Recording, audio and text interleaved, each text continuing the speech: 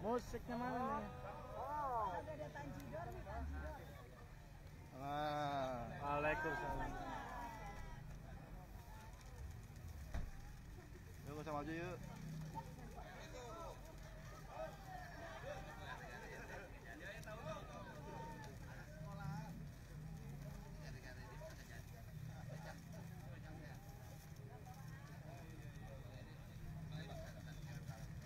Bang duduk bang, kepala bang, sorry. HP. Satu nih, kalau nggak karena beliau, gue nggak jadi gubernur Jakarta. Ada foto lagi, foto menarik. Di Jerman. Beliau yang foto, ada saya, ada Pak Jokowi, Pak Jokowi sampai 3 mantan gubernur DKI. Jarang-jarang tuh, beliau yang motret.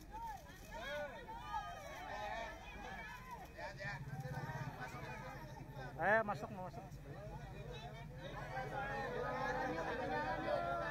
Di dalam ada standby tripodnya. Di sana Bang. Di sana. Dalam aja Pak, dalam. Kita juga mundur. Ngomong Bang. Dalam aja Pak. Di dalam udah disiapin Pak. Ntar dulu. Saya bersyukur bisa bersilaturahmi dengan beliau-beliau yang bakal mimpin Jakarta. Amin. Dari media kita dengar bahwa beliau mencari informasi sebanyak mungkin, ya, menemui orang-orang yang menjadi resource person, dan alhamdulillah hari ini saya bisa bertemu. Terus tentu pertanyaannya, kenapa ketemunya di sini? Bener nggak? Nah, salah satu kesempatan yang baik ini saya mau manfaatin juga untuk memberikan informasi, tapi sekali juga mengajak beliau-beliau ini untuk lebih mengenal kota Jakarta. Udah kenal kota Jakarta, saya tahu, ya, sejarahnya, ya, struktur ekonominya, masyarakatnya, ya termasuk masyarakat Betawinya, ya. Kalau Sidul sih nggak usah dikenalin, ya. Jadi, nah di dalam perjalanan sejarah Jakarta ini sebetulnya nggak ada kota yang lebih banyak syarat dengan muatan sejarah bangsa ini selain Jakarta. Mulai dari kebangkitan bangsa, perjuangan kemerdekaan, mengisi kemerdekaan, ya, sampai ibu kota dipindah ke Nusantara. Ya. Jadi saya mau manfaatin di dalam perjalanan sejarah itu banyak juga orang-orang yang berjasa terhadap kota Jakarta, terhadap bangsa kita ini, bangsa Indonesia. Di antaranya adalah Muhammad Husni Tamrin. Tadi saya tanya, ada nggak yang pernah datang ke Museum Husni Tamrin? Ternyata hampir tidak ada. Ya, jadi itu kesempatan ini saya akan bawa. Ya, saya yakin Mas Pram juga barangkali pernah ke sini. Ya, pernah. Ya, tapi udah lama untuk ingatkan kembali perjalanan Muhammad Husni Tamrin dalam membangun, ya, kota Jakarta. Kalau Bang Dul barangkali udah lupa dia kemari. Di dalam Pak udah disiapin. Di dalam kemari. Dalamnya. Cabut. Di dalam udah disiapin Pak tripodnya. Apaan?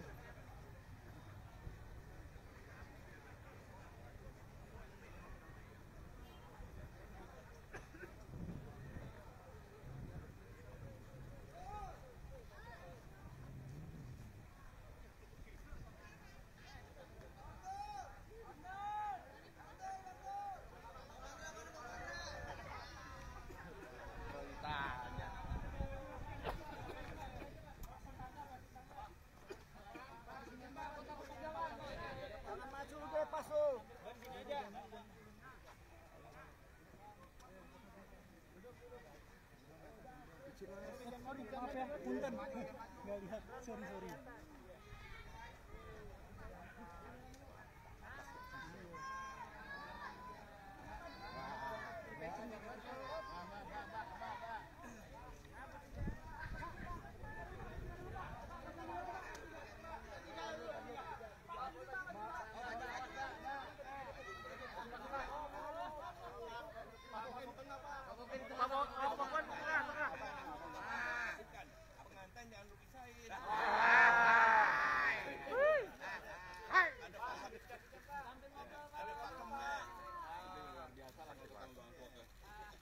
Bahkan saya sama Bang Boke ini ceritanya panjang banget. Bener, panjang, penguasa ya. Taruh dulu.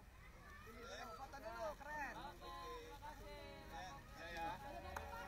Pakai jari dong. Jare. Pak, ayo Pak.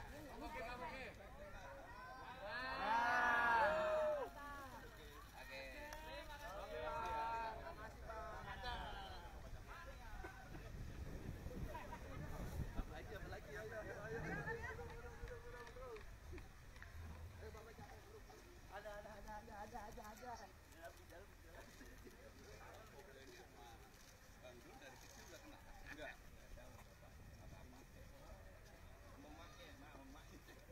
Saya zaman dulu DK aja Bang, Dewan Kesenian Jakarta. Panggil Bapak Boke. Tim. Jadi kita alhamdulillah dapat waktu pertamanya Bang Foke.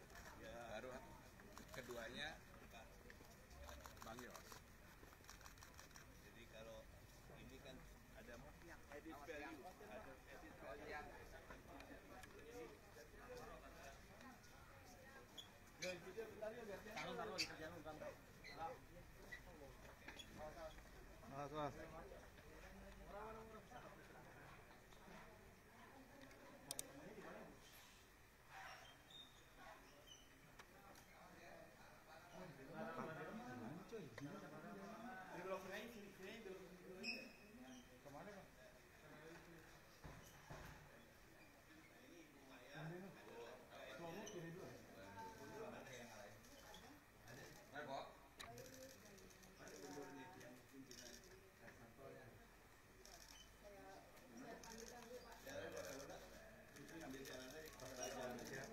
Ini rupanya mau jelasin tuh udah pakai gitu.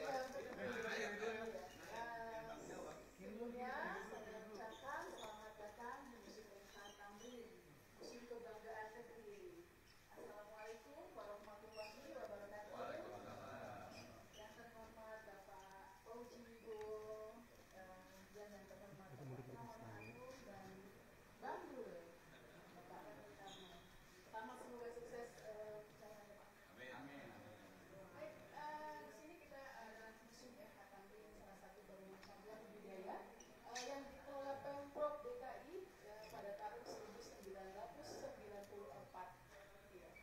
Museum ini sendiri diresmikan pada tahun 1986 pada tanggal 11 Januari 1986 bertepatan tanggalnya dengan wafatnya MH Tamrin. Baik Pak, kita bisa mulai saja hearingnya. Kanan dulu ya. Hasilnya meninggal. Mohon maaf ini ada Pak. Bukan disengaja undang kita itu. Kalau Bang Dul jadi gubernur, atau Pak Pram jadi gubernur, Bang Dul jadi Minimal ada kasih kipas masih ngatur lagi. Boleh ke sini hearingnya. Ya. Awas saya jangan kesentuh ya. Mundur dikit nih, ada patung nih, awas, ada patung nih.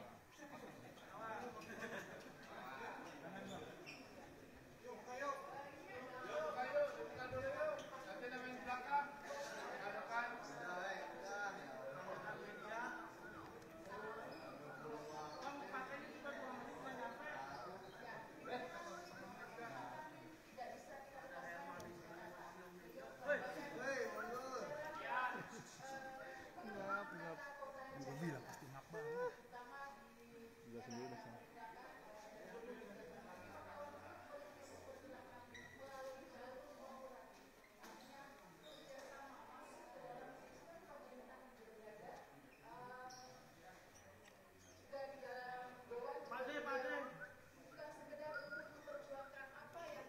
Ambil baju Bu. Ambil baju. Giliran depan lepasnya. Kasih ruang yuk. Gantian. Abang. Ini ada di museum. Biar barangnya nggak berangkat. Tunggu. Nah, ini cakep ini. Bang, berani bang. Biar nggak muka doang, keluar.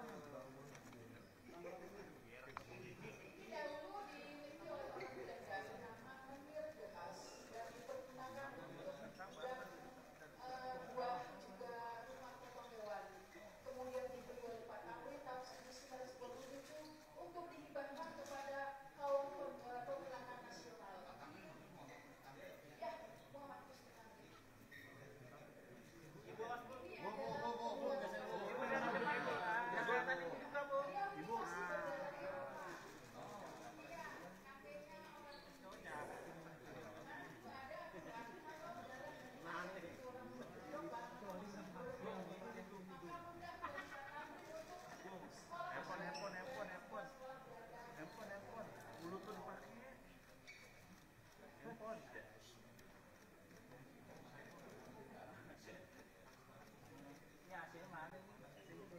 Ibu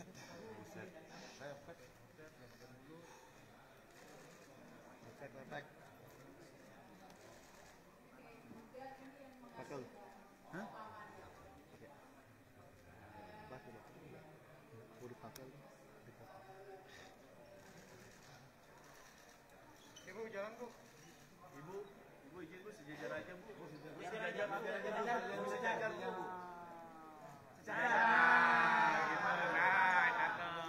Bu geser lagi Bu. Ibu geser dikit lagi.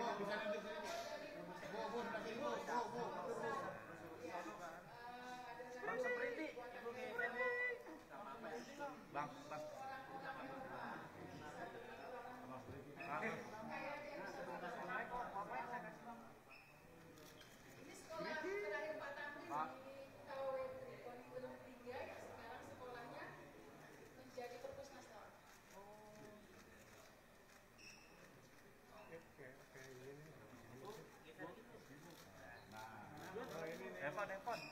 Evan. Ya Pak. Terus Pak tunjuk Pak. Terus tunjuk Pak. Terus nah. Evan, munduran dikit dong, nggak ada semua Pak.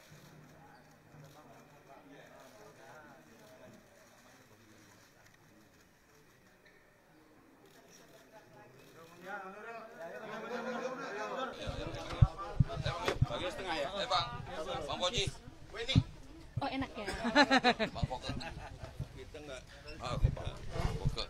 Selamat sore Pak. Yuk. Bang Foke dulu ya.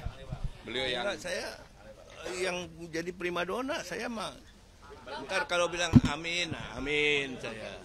Bang kok lebih memilih tempat sini untuk bertemu dengan Bapak ini kenapa Bang? ya, yang pertama saya dengan Bang Foke ini mempunyai hubungan yang sangat panjang secara pribadi. Seperti yang disampaikan beliau ketika beliau maju sebagai calon gubernur pertama kali. Waktu sebelumnya beliau sekda, saya bisikin, Bang Foke, abang itu pantas sekali dan cakap kalau untuk menjadi gubernur DKI. Dan memang dalam kepemimpinan beliau yang seperti saya sampaikan, saya dan Bang Dul, siapa saja yang pernah berjasa untuk Jakarta, saya pengen sowan satu persatu, karena apapun semuanya mempunyai legacy dengan kepemimpinan dan gaya masing-masing. Dan saya tidak mau memperdebatkan apa yang menjadi kelebihan maupun kekurangannya. Semuanya pasti mempunyai kelebihan dan kekurangan karena tantangan zamannya berbeda-beda. Dan seperti yang saya sampaikan berulang kali, kalau kami diberikan kesempatan, kami telah belanja masalah dari hal-hal yang kecil yang tidak kami duga. Contoh sederhana aja. Ternyata di Jakarta ini belum semua RT RW punya CCTV. Makanya kami dengan sederhana mengatakan bahwa kalau kami diberikan amanah untuk Jakarta, semua RT RW seluruh Jakarta harus punya CCTV. Hal itu untuk mengurangi tingkat kerawanan dan juga kriminalitas, bullying dan sebagainya. Yang kedua yang ingin saya sampaikan, kalau lihat di lapangan, apapun yang namanya RT RW itu kan ujung tombak. Sekarang biaya operasional RT itu sekitar 2 juta, RW 2,5 juta. Kalau kami diberikan kesempatan, saya langsung aja sama Bang Dul bilang, kalau biayanya hanya sekitar 68 miliar per bulan. Kenapa sih kalau dikeluarkan, didabelin aja kan nggak terlalu berat dengan anggaran yang hampir 85-86 triliun. Dan saya yakin ini pasti akan terus meningkat. Maka mudah-mudahan di era kepemimpinan kami kalau diberikan kesempatan yang namanya biaya operasional untuk RT bisa didabelkan menjadi 4 juta, RW menjadi 5 juta. Dan itu jumlahnya tidak terlalu banyak. RT kita itu sekitar 30.900 lah sekarang ini, 894 tepatnya. RT-nya 2.700 sekian.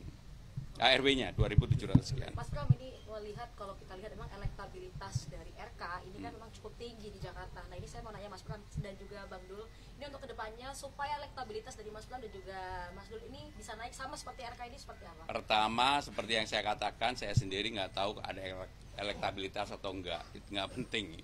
Tetapi sekali lagi kami ini fighter, kami ini berjuang, kami ini bekerja dengan sungguh-sungguh untuk mengetuk hati rakyat. Maka yang kami tawarkan adalah program yang betul-betul dari aspirasi yang kami tangkap ketika ketemu masyarakat. Ketemu di LRT, ketemu di MRT, ketemu di busway, termasuk kemudian belanja masalah dengan berbagai kelompok komponen masyarakat.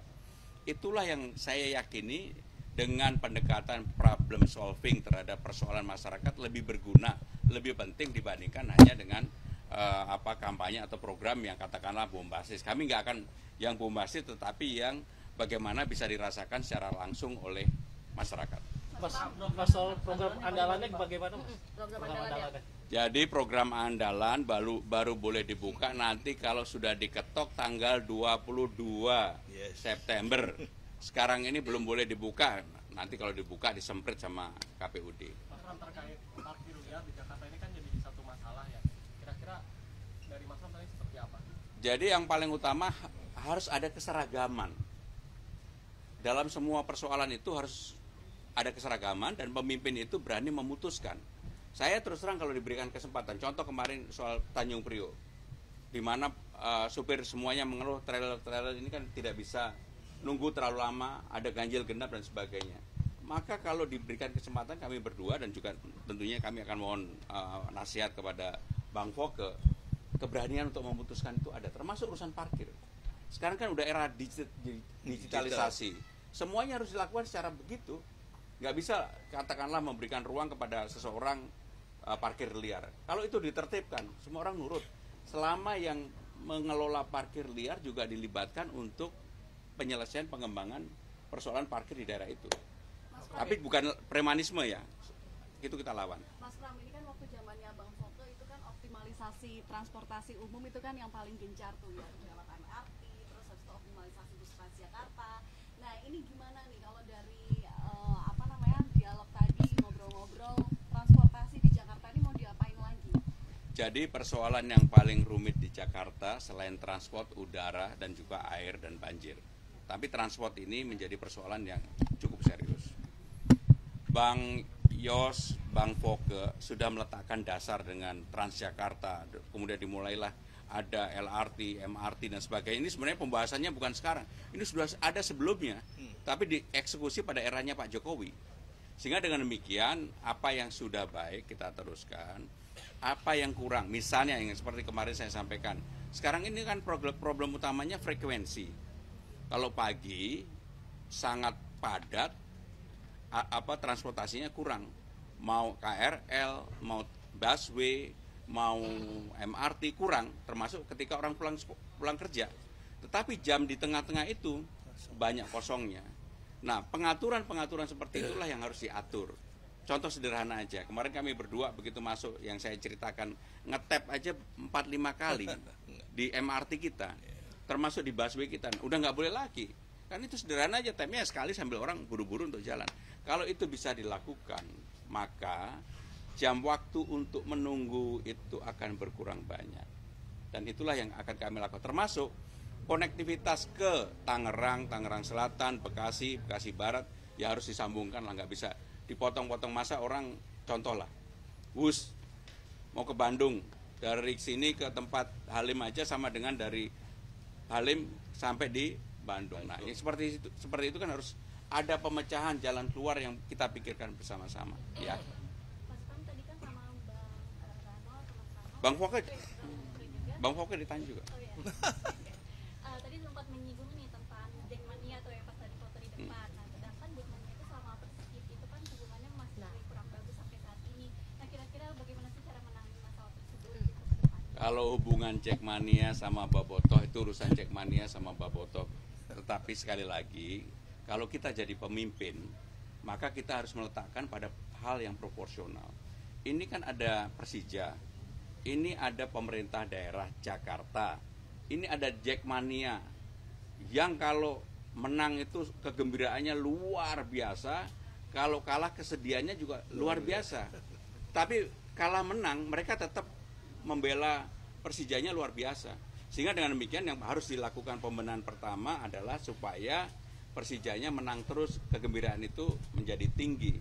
Nah, hubungan Persija dengan pemerintah daerah inilah yang dibuat harus lebih transparan. Dukungannya harus jelas. Bagaimana dengan restribusi, bagaimana dengan perpajakan, bagaimana dengan bantuan pemerintah daerah untuk Persija dan seterusnya. Nah, Jackmania tadi adalah bagian dari yang sudah saya jelaskan, pendukung utama untuk supaya kegembiraannya lebih lama. Kalau menang terus kan lebih lama, dan kami berdua, kebetulan saya dulu pemain bola, Bang Dul juga pemain bola, kami yakinlah kami punya insting untuk itu. Bang ini dulu. Enggak. Bang Foke, ini awal tadi kan sudah ngobrol Oke. di dalam. Nah, apa yang bisa disarankan terutama dalam Ya begini, yang penting buat semua ya, saya kira pemahaman dari beliau berdua ini yang sudah sangat tepat dalam konteks ini. Beliau sudah mengutarakan bahwa pembangunan itu harus berkesinambungan dan harus dilihat dengan kacamata yang berkesinambungan. Ya. Apapun tidak akan selesai pada saat beliau dilantik, andainya nanti diberi kepercayaan, mulai dilantik, dan kemudian pada saat beliau selesai masa jabatannya akan bisa tuntas. Belum tentu. Ya. Jadi itu sebelum kita memulai sesuatu, ini kan ada prolognya tolong dipelajari dulu. Sehingga kita paham apa permasalahannya, dan kemudian bagaimana kita lanjutkan. Yang buruk nggak perlu dilanjutkan, tapi kalau yang sudah baik, saya kira itu yang menjadi tanggung jawab kita bersama, juga masyarakat untuk mendukung. Ya, itu saya kira satu hal yang sangat positif. Nah, detailnya nanti tanyakan pada beliau. Tapi yang jelas ini merupakan satu modal yang menurut saya sangat baik, sangat positif untuk Kota Jakarta ke depan. Oke, ada ajakan buat gabung ke tim pemenangan ya Pak? Ramona sama Bang Rani. Iya, ada ajakan nggak? Enggak ada tuh, kita belum ngomong apa-apa kok. Oke, tadi di awal sempat menyinggung bahwa kalau nggak ada Pramono akan jadi gubernur. Itu maksudnya bagaimana Bang? Tadi kan udah dijelasin sama beliau. Waktu saya maju, waktu itu saya jadi wakil gubernur. Ya. Setelah saya jadi sekda itu masa sulit Jakarta karena krisis. Dan saya jadi wakil gubernurnya Pak Bang Yos. Ya, periode pertama.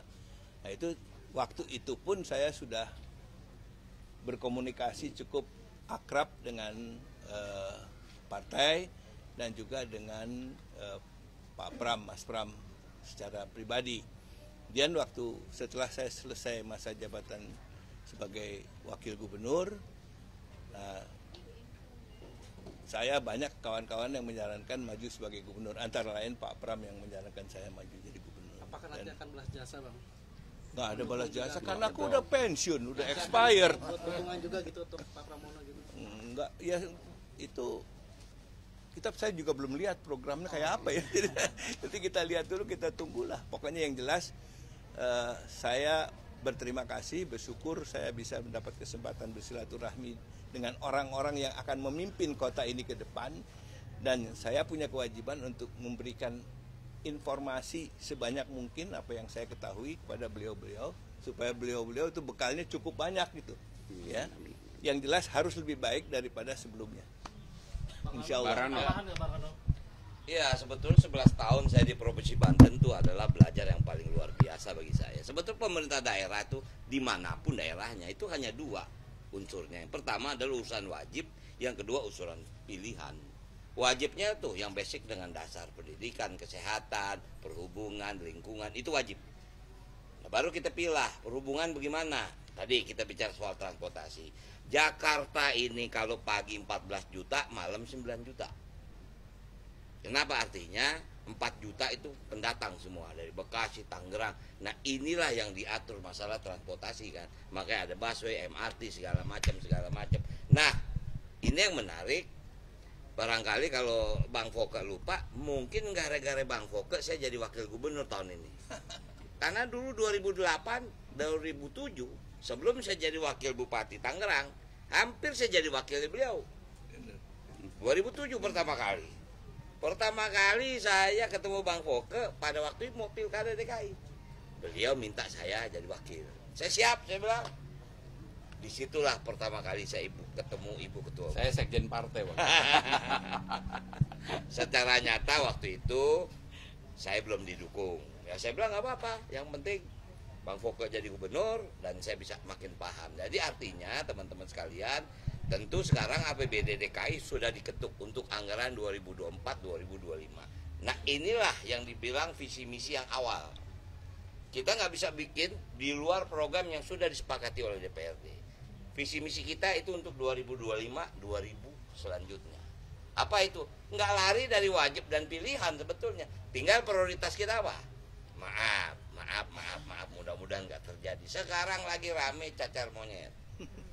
Ini kesehatan kita bagaimana? Rumah sakit kita siap nggak? Alhamdulillah kemarin kita ketarakan, Bang. Sarana prasarana rumah sakit luar biasa, tenaga dokternya luar biasa. Artinya ini kesiapan yang harus diantisipasi. Nah jadi artinya 11 tahun saya di Provinsi Banten cukup bagi saya belajar tentang ilmu pemerintahan. Nggak gampang, nggak sulit sebetulnya. Karena udah ada pakem-pakem. Tinggal prioritas kita gimana? Kecuali kalau keadaan darurat, boleh kita keluar daripada RPJMD ini. Nah itu yang bisa saya pahami. Gitu. Saya gembira kemarin tes kesehatannya itu diselenggarakan di Rumah Sakit Tarakan. Tarakan. UD Tarakan. Rumah Sakit Umum Daerah yang serba lengkap. Lengkap banget. Ya, lengkap banget. Dan saya bisa dengan bangga mengatakan itu karena saya berobatnya juga ke situ. Nggak pernah saya berobat ke rumah sakit lain. Ya, sejak saya jadi staf pemerintah DKI sampai saya selesai, sampai pensiun, saya kalau berobat selalu ke situ. Mudah-mudahan Bang Dul nanti kalau udah selesai jadi wakil gubernur, berobatnya juga jangan ke Medistra, jangan ke Glen Eagle, berobatnya ke situ juga. Insya Allah. Cukup ya. Cukup ya. Tim ses, Pak. Hah? Tim ses Iya, gimana ketua nih, tim Pak? ses gimana? Penggodokannya kok kayak lama banget? Enggak lama, memang belum waktunya diumumkan. Pokoknya kejutan. Minggu ini insya Allah ya, sabar ya. Amin. Ya. Bukan. Bukan Pak Ahok, bukan Pak Bukan Pak Anies, bukan. Pokoknya Bukan Bang Fauzi juga. bukan Bang Fauzi. Ciri-cirinya gimana? Hah? Untuk mundur dari sektor ada rencana nggak? Ada dong, pasti dong. Kapan Mas? Kapan itu rencananya? Pokoknya pada waktunya saya akan umumkan. Bulan Dan ini kayak ya pasti bulan ini. Nah, bulan minggu ini. minggu ini ya. Soalnya nggak bisa lagi mesti bulan ini, minggu depan udah Makasih kampanye. ya. Makasih. Oke ya. Yo, makasih. Jelajahi cara baru mendapatkan informasi. Download Metro TV Extend sekarang.